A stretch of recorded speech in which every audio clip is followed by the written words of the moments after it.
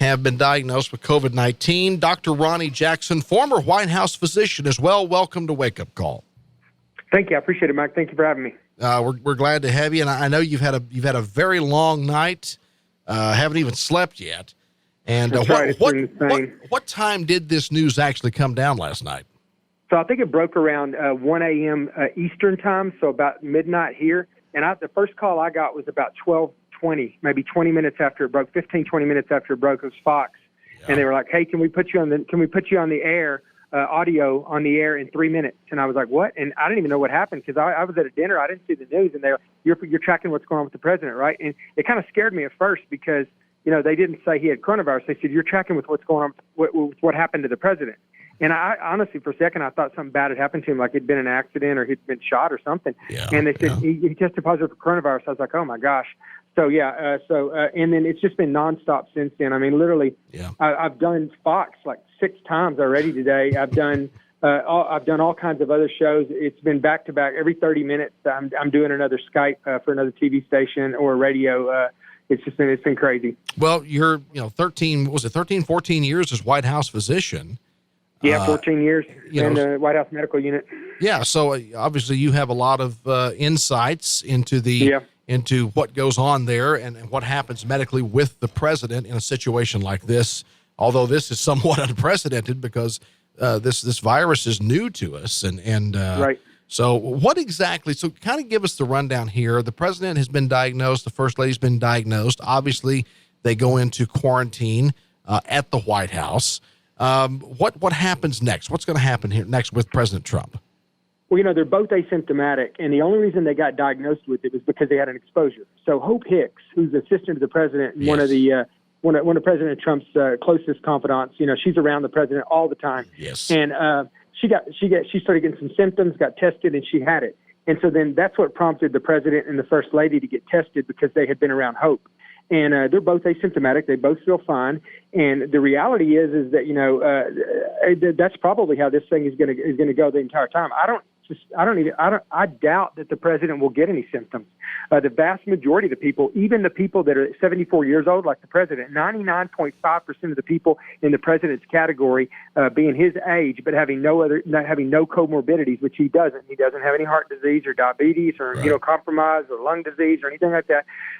Over 99.5% of all those people either get minor symptoms and recover spontaneously, or they never get symptoms at all. Most don't get symptoms at all. So I am pretty confident that everyone's concerned that he tested positive, but he's asymptomatic, and I think he'll remain asymptomatic until this is over. And he will be quarantined. It'll be a relative quarantine at the White House, right? Because if you or I got it, and if I was in the West Wing and I got it, they would say, go home and don't come back up here until we know that you don't have it anymore. And I would just go home and I'd be by myself.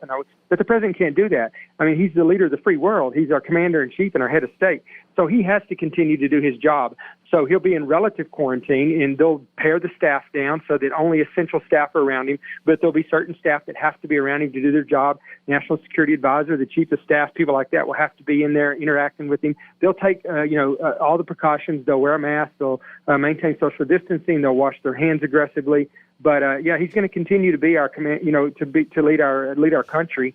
And that he won't miss a lick on that. It will impact his campaigning a little bit. Obviously, he's not going to be able to get out and do the rallies that he enjoys, and interact with the voters the way he has, at least for a little while. But he didn't have to be quarantined for the whole 10 days either. That's kind of a myth as well. That's set up for people who have not tested positive, but who have been exposed, and that's the window. For when the virus, when you would become positive. So, but he's already positive, so he'll get tested every day. And when he has 2 negative tests in a row that are 24 hours apart, he should be cleared to go back to his normal routine. Okay, so it could be very quickly he'll get back on the campaign trail. It could be. Yeah, it could be very quickly. I imagine it'll be 7 days or so because he'll get tested every day, and it'll be a few days before he tests negative. And then when he does test negative, they'll want 2 different tests that are 24 hours or more apart. And it won't be like tomorrow or anything, but it'll be less than 10 days, I'm pretty sure. Well, of course, and we awoke this morning to already, his opponents and his enemies on the left attacking him, making fun of him, some even wishing him for this to go very badly for him. I'm just shocked at the vitriol of the left. It never ceases to amaze me how nasty they can really get. Yeah, it's pathetic. They a long time ago, their hate for President Trump has just dehumanized him, Yeah. and they just say horrible things, and they do that to everybody. They did that to me as well, They just, Twitter is horrible. And, but the thing is this is blood in the water for them. They're going to take full advantage of this. They're going to try to use this to really bolster their arguments for unsolicited mail-in ballots that they can then harvest and fill out for the Democrats and, hopefully steal the election. And that's really, kind of what it's all about with the mail-in ballots. They're going to use this to try to derail the confirmation hearings for the Supreme Court. They're going to work hard to try to do that, and they're going to try to do everything they can to tear the president down with this. But I think that I'm not hoping that if this goes well and the president stays asymptomatic, people are going to be reassured ultimately by this. I think if he doesn't get sick from this, then they're going to say, wow, the president of the United States, he was out there doing what he had to do to keep our country safe and, and lead by example and make sure we're encouraged to get our economy and our schools opened up and stuff. And he got coronavirus. Right. And he didn't get sick. He got through it and he did fine. So I think some people, if this goes the way I think it will, it'll be a week or two before we know, but I think we'll be encouraged by this ultimately. Well, Ronny Jackson, we appreciate your time. I know you've got a busy schedule and you've had a very long night. One more question I want to ask you, because I know this is going to come up, and I feel like you're the person to go to with this. So the president was a big proponent of hydroxychloroquine as a potential treatment. What are the odds that the president will be treated with that during his quarantine?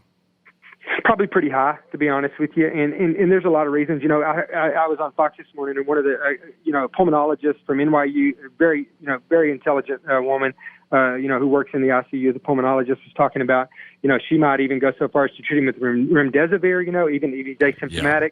Yeah, right. But I don't think that's going to happen. That's an IV medication. He's never had that before. There's potential side effects with that. But hydroxychloroquine, he's already taken that for 7 to 10 days prophylactically. So he's already taken it. Right. And so I think that there's very little chance that he's going to have any kind of negative reaction to that. So I think it's pretty harmless for him. He may take vitamin D, zinc. He may end up taking a Z-Pak, a zithromycin, and he may end up doing some inhaled steroids or some of the nebulized steroids that they're doing now. Those are all very benign treatments that don't have much of a downside whatsoever. Right. So I can see him doing some of that just to be on the safe side. All right, terrific.